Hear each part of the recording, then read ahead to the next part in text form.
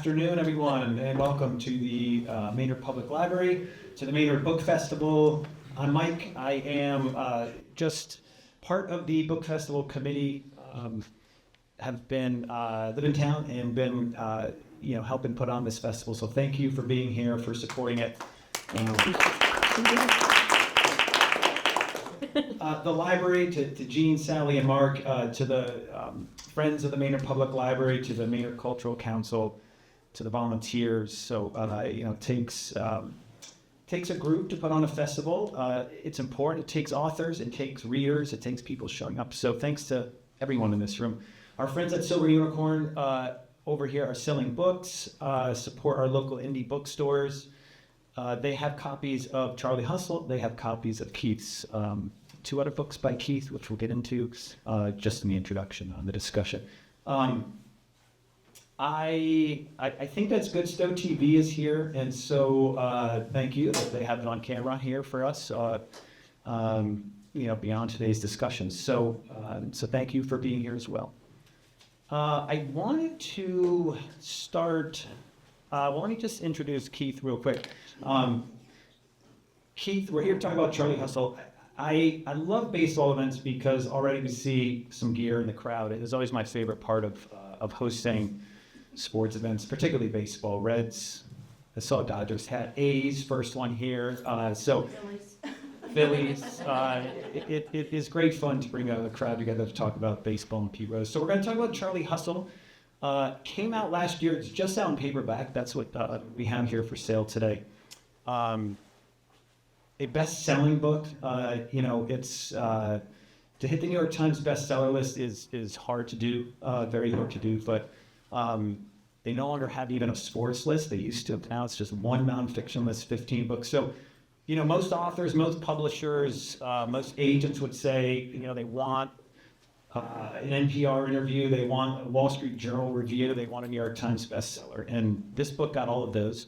So congrats to Keith, major success, this book. Charlie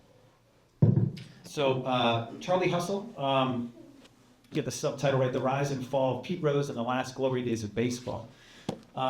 Keith is also the author of Paradise Falls, Fly Girls, and Outside Shot. I think Paradise Falls and Fly Girls are for sale today as well. Keith's actually been to the library before for Fly Girls, so that's more of a welcome back to Keith for being here. He has been nominated for awards. He's written for a ton of media outlets. It's a great interview. It's a great event, a great discussion. So as we'll hear today.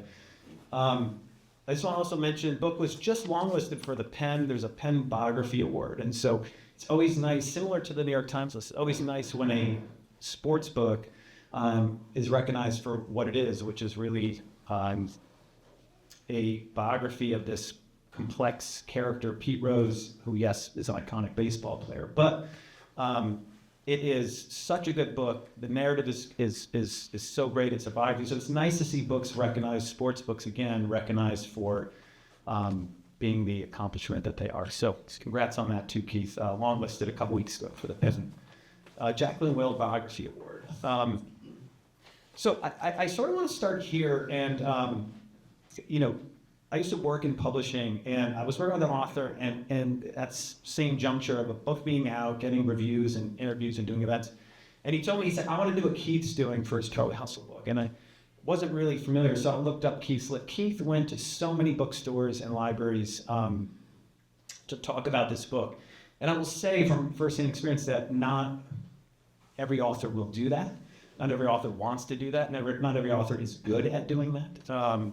So I really wanted to just start by saying thank you, Keith, for being the author who gets out to talk about their book and do it well, but to get out to all these events and meet readers and engage with the readers of your book. So thank you for that. But I did want to also start there because, and we'll back up to everything, but something I love about events is that the feedback from readers, the feedback that you get after the book is out into the world, right? You spend all this time living it as a kid in Cincinnati and researching it. We'll get into that. But when the book is out there, what have you not necessarily learned from about Pete Rose, but what have you sort of gleaned from readers about, about Pete Rose? I mean, he's such a, maybe I'd say divisive figure, but what's something you've learned in the past year with, the book being out and caring for readers about it? Well, thanks, Mike, for that question. Thanks, y'all, for coming out today. Thank you to Maynard Festival of Books. I want to say I really do believe that a local library and a local bookseller are a reflection of the community in which they exist. And clearly, you all have a great community here based on your library and your bookseller. I also, strongly believe in the world we're living in right now that it's important to defend institutions like that, to defend this institution, to defend booksellers and the right to read and say what we need to say, whatever that is. So about Pete Rose. My events are obviously skewed, right? If you're coming to my event, you probably are either a Pete Rose defender or you're Pete Rose curious. So it isn't an exact cross section of America. But I'll say that two things are consistent. The first is I am stunned by how many people I meet have a Pete Rose story. They met him at some point, they were at an event with him at some point, they had an interaction with him on a ball field 45 years ago, they saw him in Vegas, whatever it is. People have Pete Rose stories, and they want to share them. And I get that because, I got access to Pete for this book, which was not easy. In fact, Pete had never spoken to an author for a book unless he was getting paid or unless he had editorial control. And he did not have either of those things here. So I get to Pete in part because of my local connections. I'm born and raised in Cincinnati. And so when I wanted to write this book, I didn't call the Reds, I didn't call Pete Rose's agent, I didn't call Major League Baseball, I didn't call any professional baseball player. I went back to Cincinnati and I started doing interviews in Cincinnati with the people who everybody in Cincinnati knows are Pete Rose's guys. His pals he would go to the racetrack with still, even at the end of his life when he would come on to Cincinnati. That's who I started doing interviews with. And frankly, I think I got access to them not because I was, Keith O'Brien, New York Times bestselling author, but because I could write an email that said, I'm Keith O'Brien, New York Times bestselling author, doing this story about Pete Rose, and I graduated from St. Xavier High School in 1991 on the west side of Cincinnati. And people will call me back almost, I think, for that reason, So anyway, I get access to Pete, and in that access that I had, in the time that I had it, because I didn't have it for very long, I got to feel a measure of what people in Pete Rose's orbit got to feel. When I sat with him, this far away or closer, talking to him for this book, there was like a warmth to him that you could feel. And people would sometimes ask me like, did he ever try to charm you? And the thing is, no, he was just charming. That's who he was. And so when people have these stories, it means something to them. That's number one. And the second thing that I think is consistent again and again, and it is that the vast majority of people that I meet at events like this, especially after maybe having read the book or having spent, time in a conversation like this, begins to think about Pete Rose differently. In the last 35 years of his life, I think he sort of became a caricature of himself, like almost like this old man shouting at the clouds, And what I wanted to do with this book is go back and tell this whole story, this whole arc. Because I think most of us, even baseball fans, I think, forgot why we ever cared about him in the first place. You saw it? Just, and I'll say this, so I didn't imagine the outset. Keith and I will chat, but we want your questions too and input. So as they come up, raise a hand, we'll incorporate them in. But we definitely want your feedback out there today and your questions. Just quickly on that, so you grew up in Cincinnati. I think you said you're just a little too young for the Big Red Machine, right? So Pete gets traded to the Phillies, he comes back, you're there for that. So, but just quickly on that, so you talk about going back home and that connection. Is there any, in terms of the research and interviews you do, I'm just curious, like it comes to mind, Robert Caro's book on writing and research, right? And two things, his thing was always like turn every page because there's always some kernel there. Or when he's talking to someone, he writes in his notebook, like just shut up and let the other person talk. Like, so say a little bit more about that with Pete, because you did press him, like you didn't want to just, and you did on the phone, you were in person, you went to, he was known for, doing the signings and the shows like that. But where was that balance of, pressing him and then just sort of the personality and warmth and just letting him go, I guess? So, when I got access to Pete, it was late September 2021. I've been working on the book for a couple of months. I had done a great number of interviews with people in Cincinnati. I built up a level of relationship with those folks, and I got an introduction. And I was told to call Pete at a certain time on a Friday, and I thought that call would be like a negotiation. Here's who I am, here's what I'm doing. He's going to have a lot of questions about that. We'll have a back and forth. I was workshopping in my own mind how I might answer some questions he might ask. And I call him, and that's what I'm prepared for. And it was pretty clear to me about 60 seconds in that Pete Rose was just ready to go.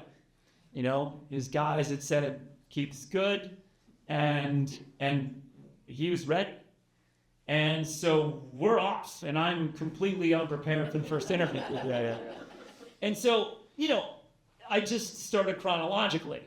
Let's just start on the west side of Cincinnati where he grew up. I figured, he's going to want to talk about that. And, I was born on the west side of Cincinnati, and Cincinnati is a town that is sort of divided by an invisible line. There's an east side and a west side, and people on both sides of town have different opinions about the other. And there is a certain culture to each side of town. And so I just started there. And that's great because now we're talking and we're going and it's easy.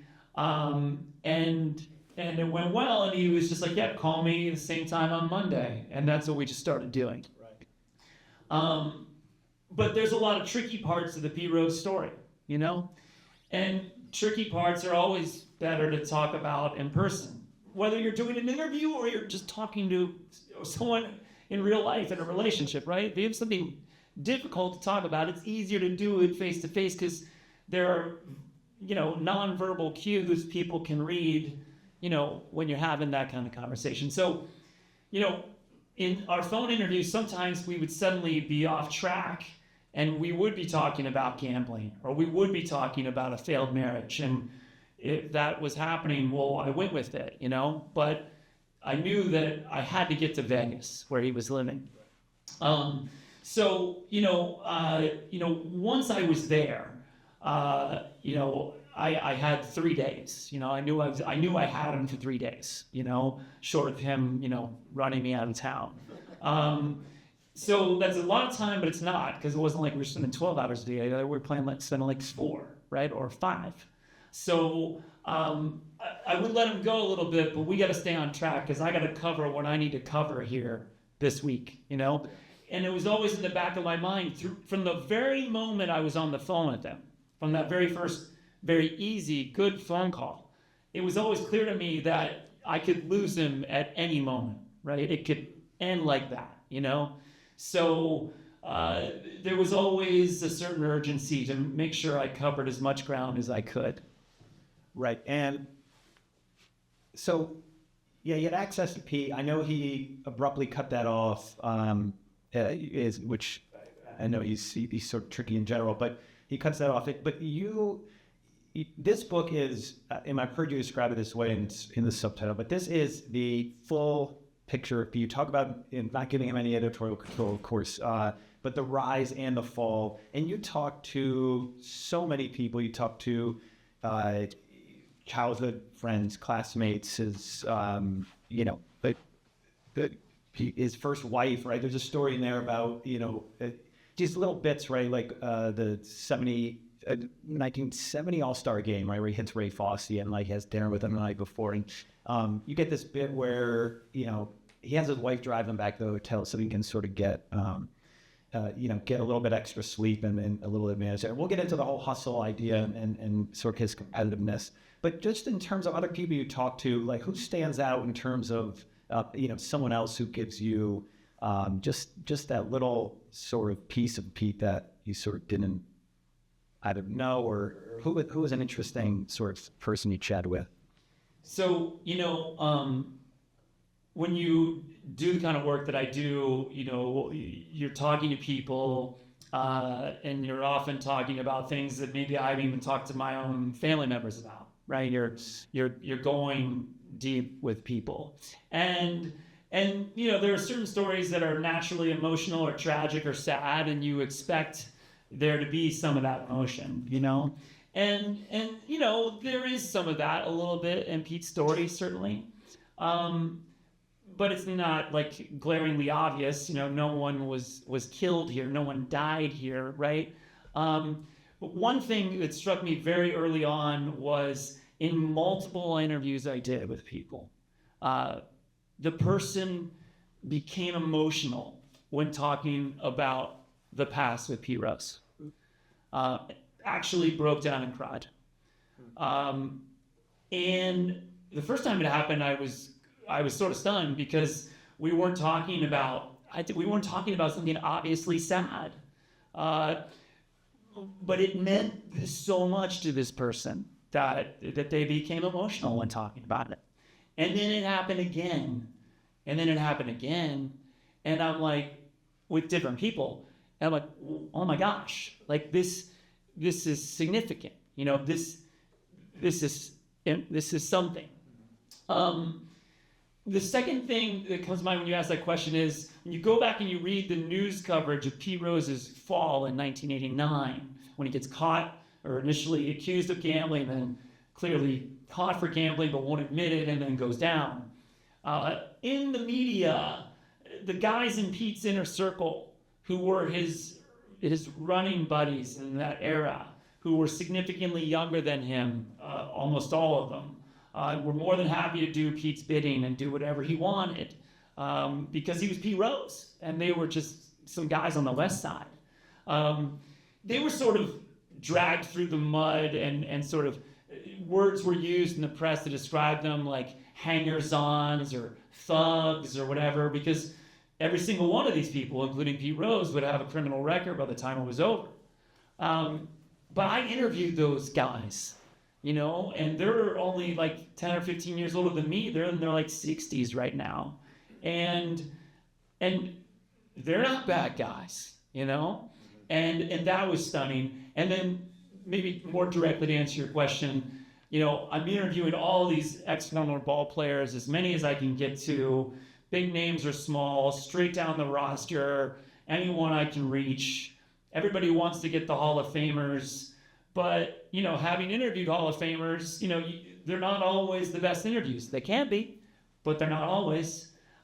Sometimes the better interviews are with the fourth starter in the rotation, or the rookie who was only there for that one season and then flamed out. Anyway, they all had a story.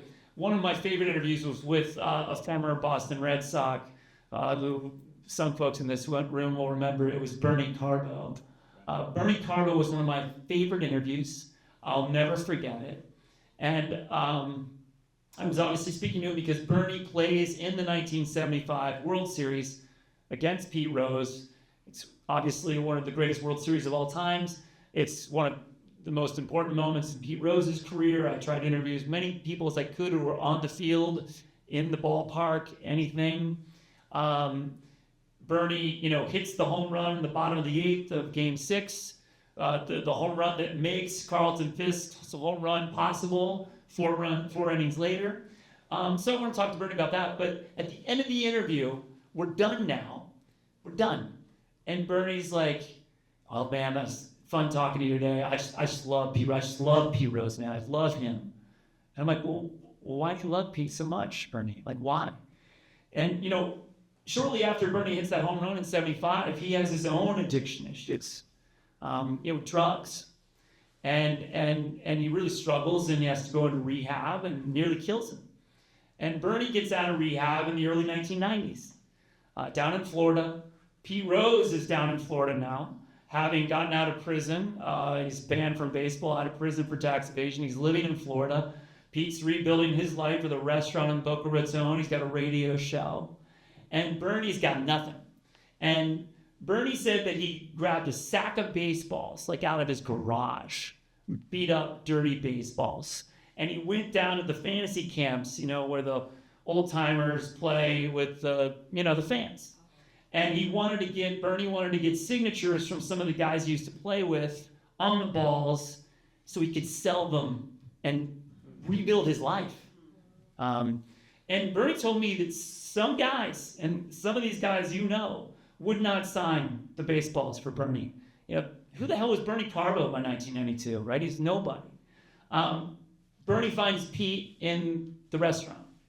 And he said that when he gave him the sack of baseballs, handful to sign, Pete sent one of his assistants to the back room, and he came out with 24 white clean baseballs, or as the players say, pearls. And Pete signed the pearls for Bernie. And Bernie now told me I felt bad. Like, I feel bad. I'm going to go sell these balls, And so it's like, I got to tell Pete I'm selling.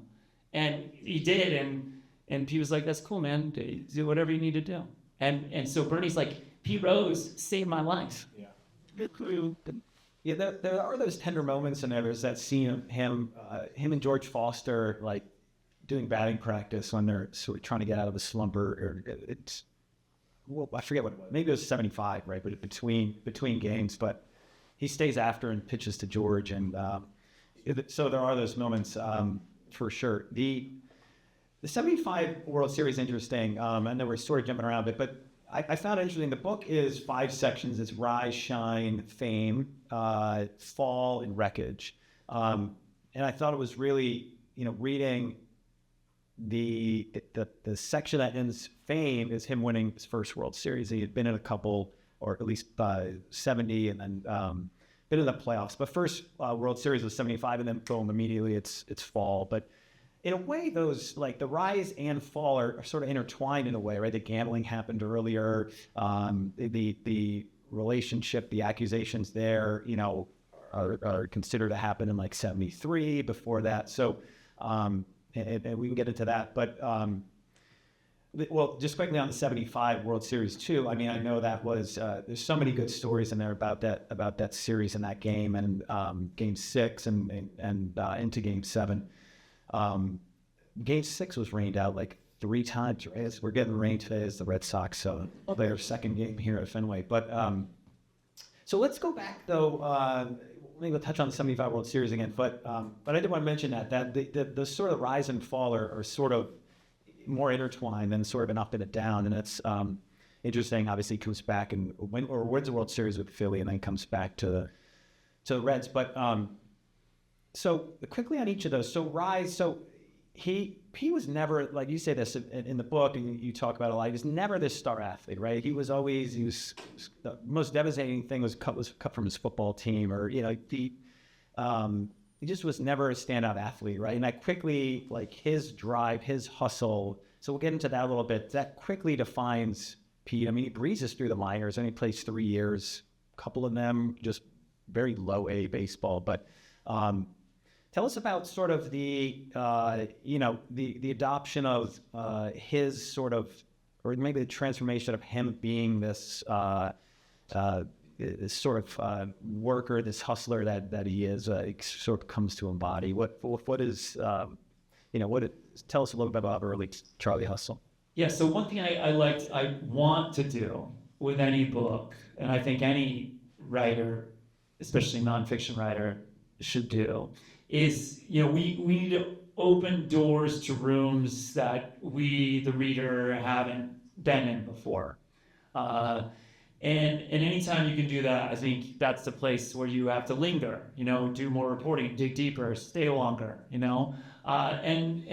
you do that in interviews, you do that through records, you do that through any way, and you certainly do it through photographs too.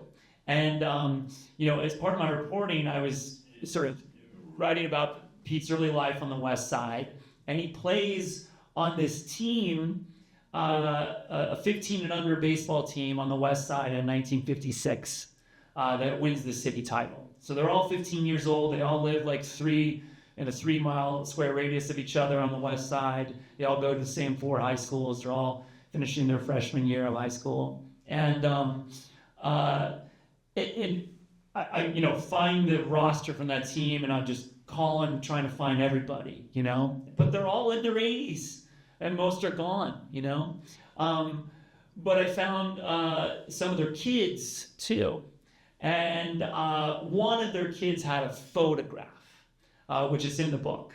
And I love the photo because if you look at it, Pete looks like he is like the younger brother of the kids on that team, And if you had shown that photo to anybody on the West Side in the late 50s or early 60s, they would have said, well, who's going to be the star baseball player in this photograph? Nobody points to Pete Rose. There was a player on that team in 56 who's a left-handed pitcher. He never loses a game. Al Luby. Everybody would have pointed to Al Luby, So, that's who he was.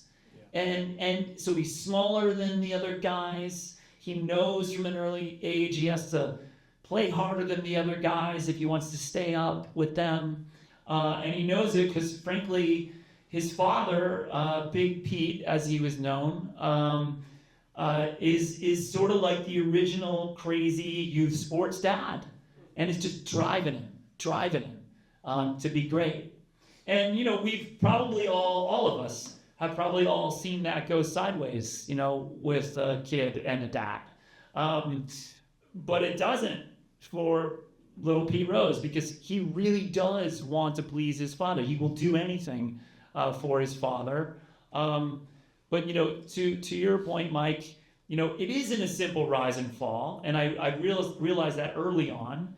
I mean, in fact, I think you can draw a straight line to Pete's fall in 1989 all the way back to the late 1950s. He is learning things then, starting even to do things then in the late 50s that's going to lead to his fall 30 years later. And one of them is gambling with his father at the racetrack on the weekends. In those interviews that I had with Pete, at one point I asked him, when we were talking about his childhood, what's your favorite childhood memory? It's just a way to get him to start talking. He's like, oh, without question, going to the racetrack with my dad. And I think that says a lot, Right. You talk about the triple header in there, like the racetrack, highlight, the dog track. That was what he would do at spring training, the triple headers. Yeah. I never knew Mickey Mantle gave him the nickname Charlie Hustle. That was, and Pete just sort of ran with that. Like, I know it was a little bit, little critical, sort of degrading in a way, but he went and ran with that. Quickly back to 75, I think there's this moment where Pete, like you talk about or you report on that Pete was like, they went down in that series, or it had to come back to Fenway, and he was just very confident or he sort of like at that point was able to sort of appreciate the moment a little bit of how great that series was. I think even at the time, like adopting that nickname Charlie Hustle, it's just sort of charged him or to sort of fueled him. Statistically, because I want to move on again, any questions? Raise a hand, we'll incorporate them. He went into every season. He wanted to have 100 runs, bat 300, have 200 hits. Right, that's sort of his goal. And like, what his accomplishments were. Are you familiar with this immaculate grid game? Yeah, I am. So there's just a thing online. It's a 3x3 grid. You've got to sort of match up. Usually it's just teams who play on Red Sox and Phillies. But often, though, they burn through all the teams, so then they click all these statistical categories. Rookie of the year. I think Pete qualifies for like all of those things, right? He's Rookie of the Year, NL, MVPs, won World Series, Silver Slugger, Gold Gloves. He played 6 positions, right? He's player manager. My first memory of Pete's an '86 Topps card that had first base / manager. I said, how is that possible? The guy played as a coach and just a little kid at the time, but he's not on Hall of Fame. We'll get to that at the end. But he will not qualify for the Hall of Fame grid box on that immaculate grid. But statistically, just keeping this perspective of his all his troubles and all his flaws, but this iconic player that he was statistically is like currently watching Alex Ovechkin tie Gretzky's record. You sort of start to inevitably connect it back to players that came before him, Ty Cobb, and whose record he broke. But just speak a little bit about statistically what, just how astounding. Well, we'll never see anything like it again. Yeah. Baseball has changed so much at this point, and hitters have changed so much that we simply won't see anything like it. In the last 25 years, the league batting average is on a straight downward trend. Every year, almost, we're setting a new record for lowest league batting average. Yeah. At the same time that's happening, on a straight upward trend is the number of strikeouts every year. We are setting a new record for that almost every season. The notion that someone could have 200 hits in 10 different seasons, Right. It's simply never going to happen. To start this season just now, the active career hitter in total hits is a player most of you will know. Based on his heroics last fall, maybe he too is a future Hall of Famer. It's Freddie Freeman of the LA Dodgers. Freddie Freeman enters this season at 35 years old. He is sitting at about 2,150 hits. That's almost exactly half of Pete Rose's total of 4,256. And I have done the math on this. Even if Freddie Freeman were to average over the next decade the number of hits he's had for the last 3 years, peak of his career, 187 hits a year, he is still going to come about 100 hits short of Pete's record. It's simply not happening. We will never see it again. So it was unusual then. It's impossible now. And that's one of the things I wanted to capture here. It's just the full story. I feel like if you go back and you look at almost anything that's been written about Pete Rose, you can determine in the opening sentences how the writer feels about him. We're either here to put him on some pedestal and pretend like he's perfect and great, or we're going to tear him down and show you all the reasons why he's terrible. And what I wanted to do is tell a whole story and almost not even reveal my cards, Yeah. When I was editing, I would go through my self-editing, and I would go through my words and be like, is this too negative here? Is this too positive here? Should I reel this back in? Should I lay off a little bit? Should I go a little harder? I was really trying to be very measured. And I will say that one of the best emails I get are from people who say that the book changed their minds. And I get it from both ends of the spectrum. I get emails from people who say, for the last 35 years, I've hated Pete Rose, and he's a liar and a cheat, and I thought he deserved to be out of the Hall of Fame, and screw that guy. And I read your book, and now I'm not so sure about that anymore. And then I get the opposite. I get people say, I've been the biggest Pete Rose fan for the past 35, 40 years, my favorite player, and now I read your book, and I'm not so sure about that anymore. And I think that is the complexity of Pete Rose. Yeah, that's well said, yeah. you talk about it, in the book, and we talk about it just now, comparing generations of baseball, eras of baseball past and present, and Pete's era and today's game.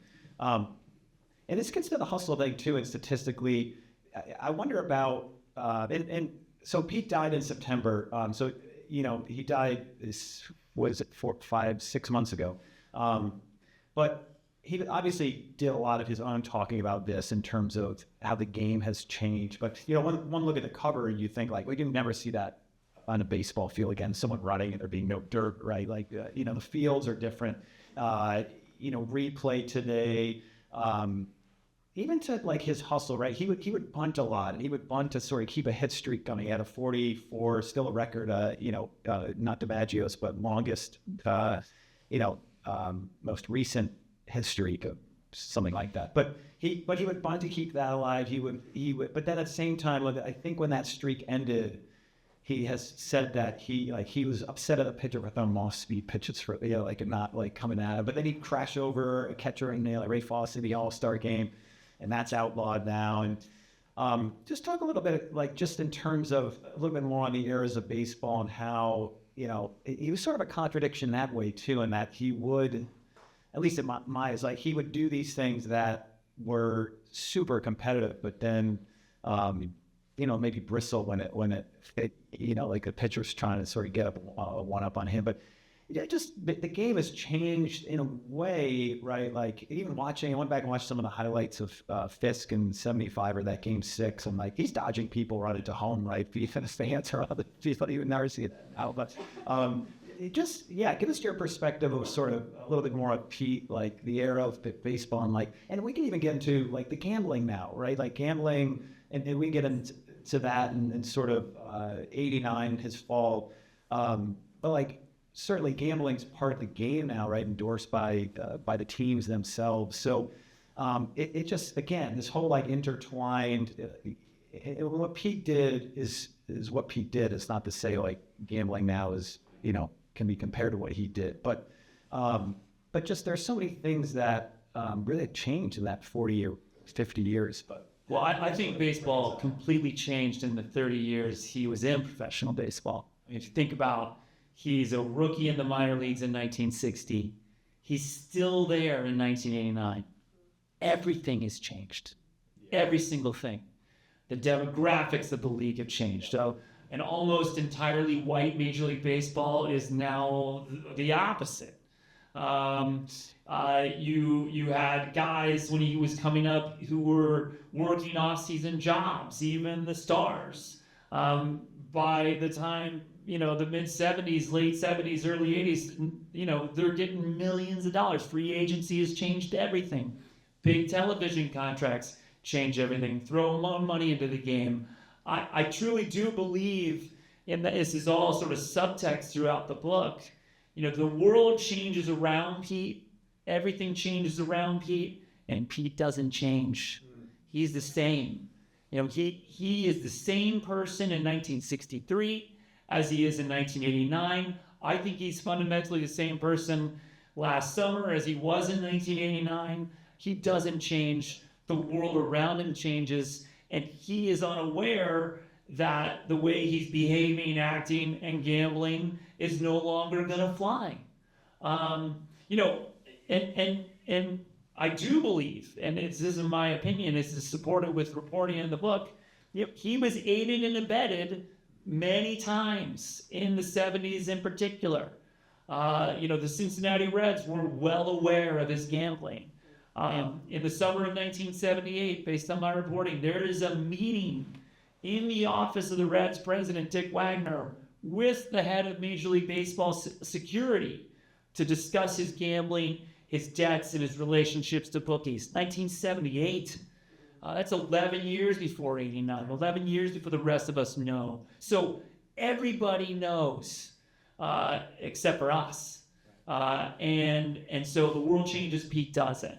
And, certainly the world has radically changed in the last 7 years since the Supreme Court, opened the door to legalize sports gambling. And you're right, Mike, it's not an apples to apples.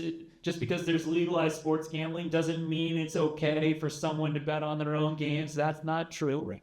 But it is messier, a lot messier. And I think last year was a perfect example of it. You know, we all remember the gambling scandal before the season last year involving Shohei Ohtani and his interpreter, Ipe Mizuhara.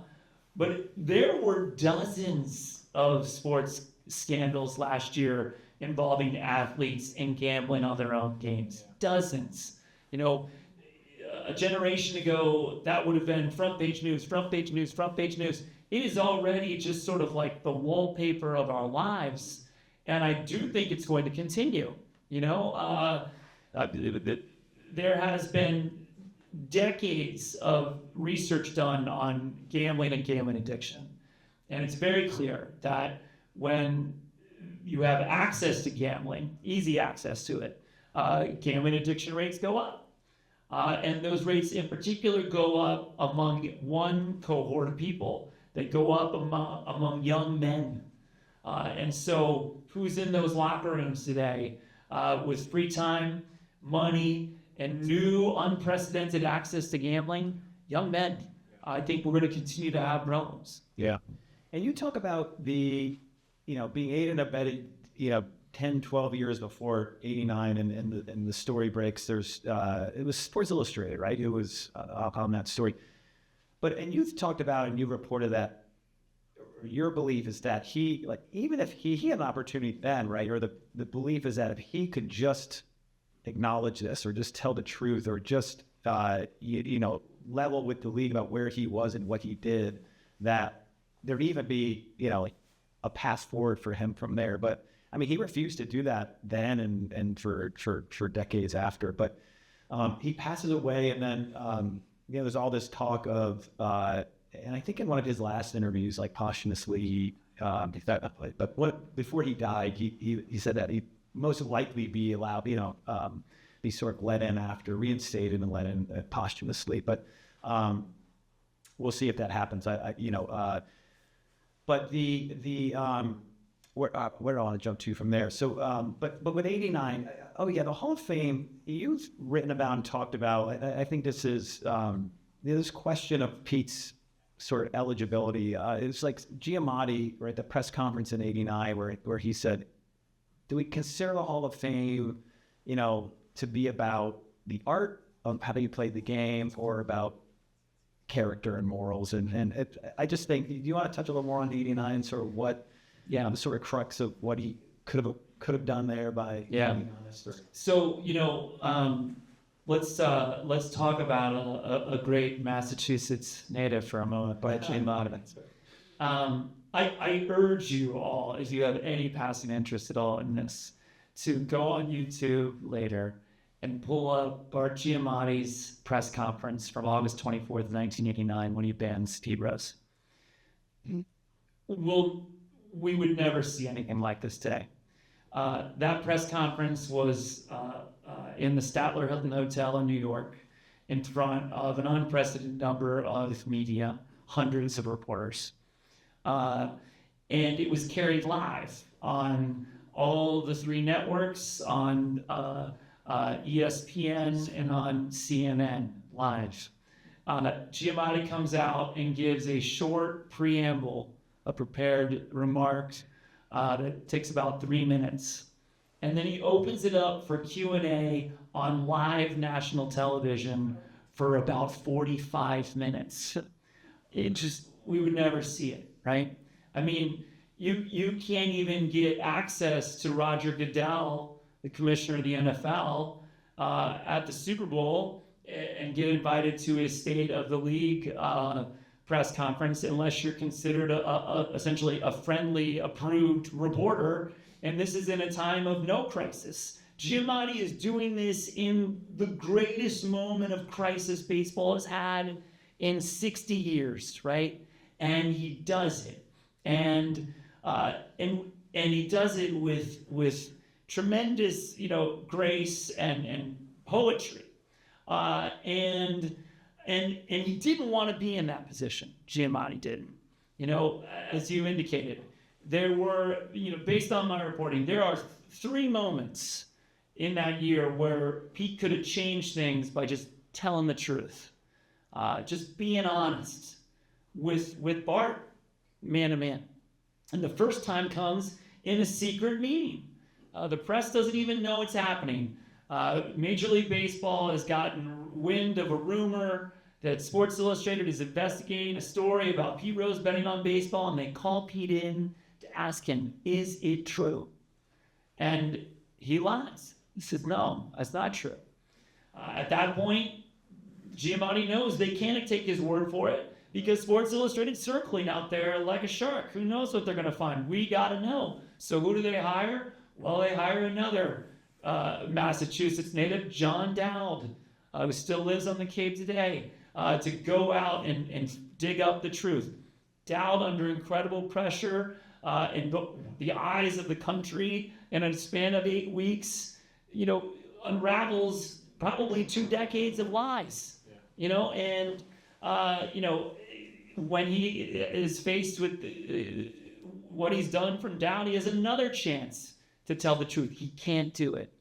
And, to me, I think the one thing I identified and the one core thing to know about Pete Rose is he succeeds as a player and he fails as a man for the exact same reasons. He succeeds as a player because he would not bend. He would not break. He refused to be weak in any moment. And he believed in every scenario that he would win, which is a tremendous thing to have as a hitter, that you're going to beat the other guy.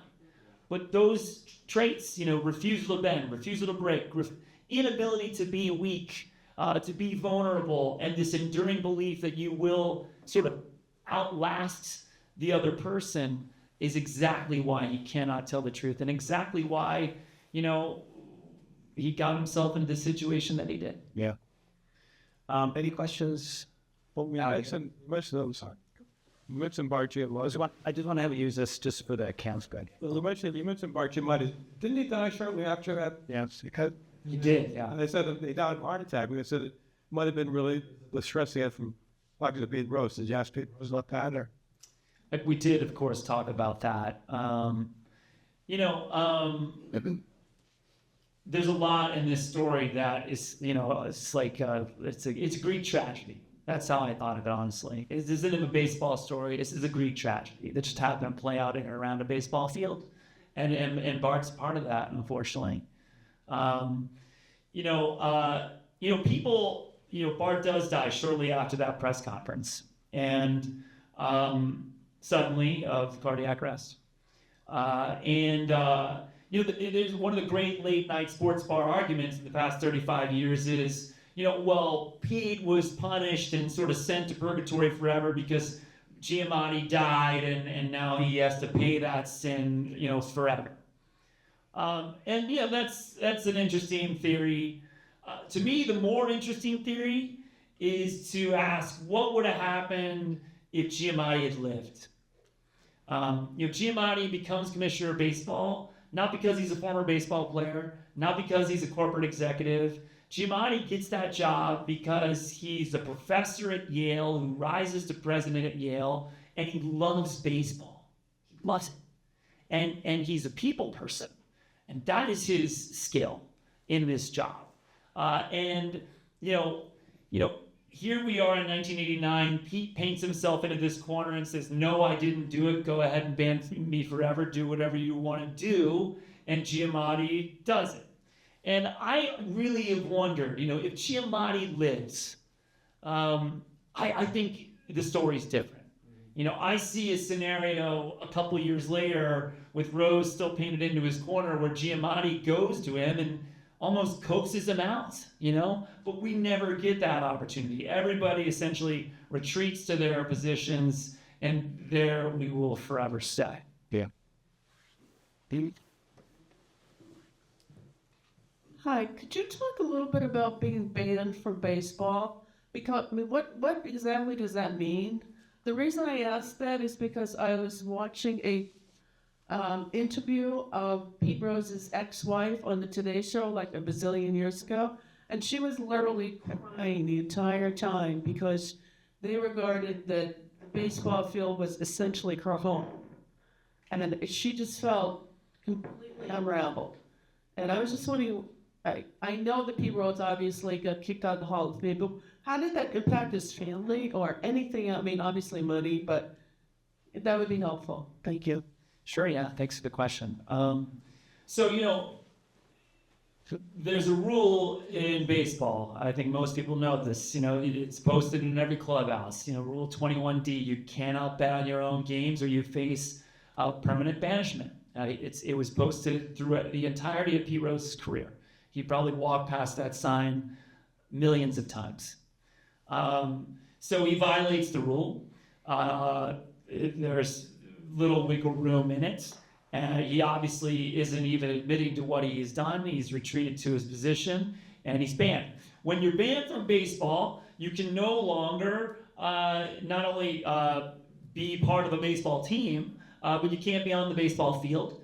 You can't come to spring training and help hitters for the Cincinnati Reds. You can't be a volunteer in the bullpen. Can't come in the clubhouse. Can't do anything. Pete Rose wanted to go to a baseball game. He would have had to sit in the stands just like the rest of us. And so he estimated that he lost $100 million, as a result of his banishment. I'm not saying I believe that number. I'm just telling you that's what he believed. It fundamentally affected his family, him, his friends. I do think it hurt him financially, without question. The flip side, however, is, it made him also a bit of a curiosity at the signing shows. Because it gave him a certain amount of notoriety, let's say, because he was Pete Rose, banned forever, should have been Hall of Famer, instead of just, Hall of Famer Johnny Bench. I do think that gave him a bit more notoriety on the circuit than he would have just been Mike Schmidt or some other great player. But yeah, it fundamentally did hurt him. And getting back to Bernie Carbo for a second, Bernie these days is a college coach at a small community college in North Carolina. And Bernie said that he tells his players to be like Pete Rose. Love the game like Pete Rose. Love batting practice. Love fielding practice. Love the road trips. Love sitting in the dugout. Love spitting sunflower seeds. Love, going out with the guys, and I love it all. If you love the game, you'll last forever. Bernie told me, I wish I had loved the game as much as Pete Rose. I would have had a longer career. That sounds like Lil Garrett. Jane here. So I'm just wondering, so Pete Rose is clearly untruthful in this situation. Was he untruthful in other areas of his life? Was he known for being untruthful? I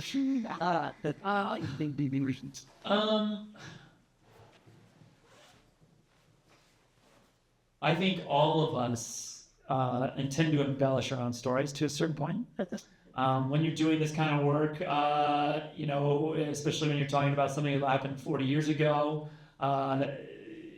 you'd be amazed how many different versions of the same event you can get by talking to 5 different people. I will say, in general, the answer to your question is no. Pete was, in fact, sort of honest at times to a flaw, and said things that he shouldn't say because he was just being honest. I've sort of referenced it a couple times here, but he was addicted to gambling. He did have a gambling addiction. He would not really admit that.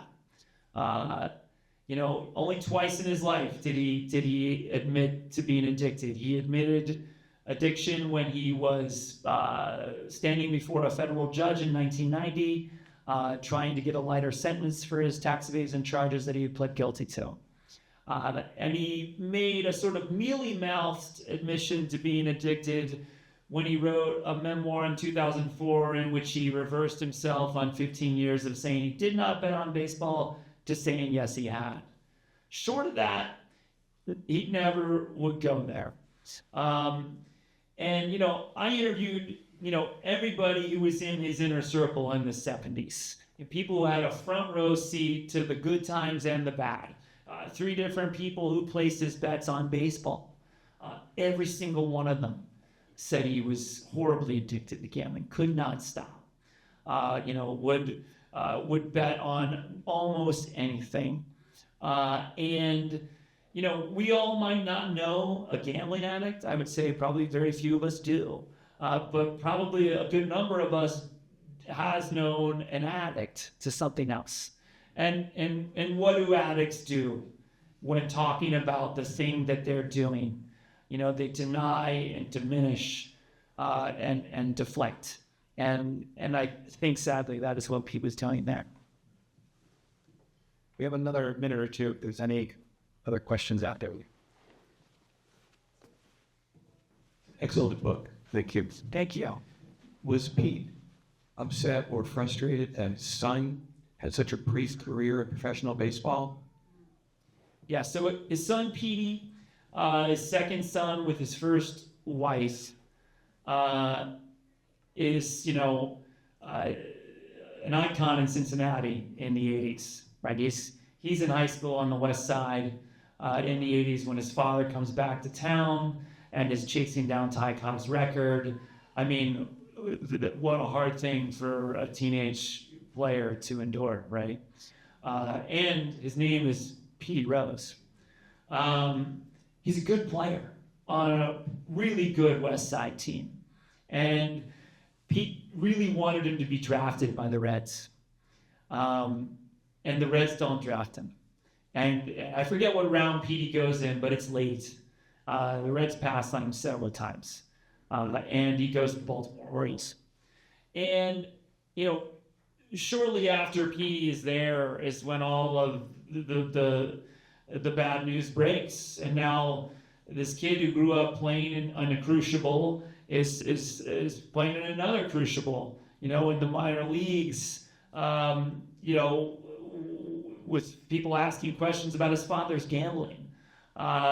It was, I think, very hard. I can tell you that not just Pete, but Petey's mother, Carolyn, believed that, Petey got, sort of a tough break and a tough hand of cards to play. And then his mother at least believed that because of all the bad publicity around the father, that, teams didn't want Petey around. Basis. Just to wrap, do you spend all this time researching, writing, thinking about Pete Rose? Do you find any sort of comp to him? Like I would read this and almost think of Jordan in some ways, right? Both this quick ascension and the success and the intensity of playing and the gambling and sort of the addictions there to a degree. Is Pete just he's just a standalone, like singular entity? Not to reduce him, but do you ever, or is it a player in the game today that you like you're talking about Bernie Carbo, sort of someone who embodies that style? Is there anything that about Pete that you see in sort of someone else, or that ever sort of crossed your mind anyway? Well, again, in closing, I just want to say thank you all for coming today. Thanks to the Maynard Book Festival for having me. Thank you, Mike, for being my combo partner. Thank you, Paul and Silver Unicorn, for being here. I don't think there's a direct comp to Pete Rose. There are players, many players and athletes who have endured scandal, even players who brought that scandal upon themselves. Very few have reached the heights that Pete Rose did. By the end of the 1970s, he wasn't just the player of the decade by the Sporting News.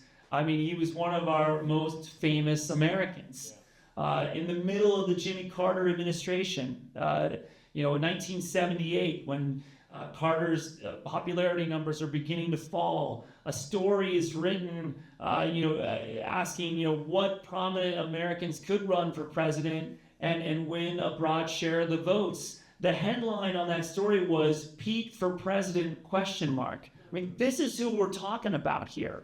It is a story unlike any other. That said, I do think that people who are really, really great at something, whether it's business or sports or politics or art, are sacrificing other portions of their lives to be great at that one thing, and I think are broken in some way as a result. And I think that is a very interesting study of humanity, because I think all of us are broken in some way. But when you're really, really great at something, you have given up a lot in order to do that, and I think that makes for a fascinating study. Yeah. Well said. It is an excellent book, Charlie Hustle. Pick up a copy here, paperback. Thanks again to Silver Unicorn. Thank you to Keith again for being here, for being back to the Maynard Public Library. Keith did a double hitter today, the Exeter Lit Fest too. That's how much Keith loves doing this. And just as I said at the outset, you are a great writer. You are great in person, and thank you for being someone out there talking about Pete Rose and talking about your work. And thank you all for being here. I can't have books without readers and conversation about people. So thanks so much. Come up, Keith will be signing books, and we'll chat a little bit after. So Thanks again. Yeah, thank you, man.